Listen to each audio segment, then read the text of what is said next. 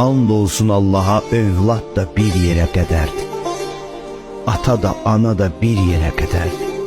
And olsun Allaha. Bir yer gəlir, onlar heç nə eləyə bilməzlər sənə. Azmı eşitmisən, deyir, insan səni əməllərinin girovunda qoyacaqlar. Nə evladın sənə yardım eləyə bilməyəcək, bir ömür onun üçün çalışdığın evlada. Dünyanın boşluğu buradan bilinir. İşləyirsən, qazanırsan, zəhmət çəkirsən ki, evladıva halal qida, ruzi aparasan. Nə bilim, atava, anava xidmət eləyirsən, amma bir yerə qədər. Onun üçün də belədir. Onun da sən atası, anası, onun da balası, sən də atava, anava bir yerə qədər. Bir dənə yer var, orada təksən.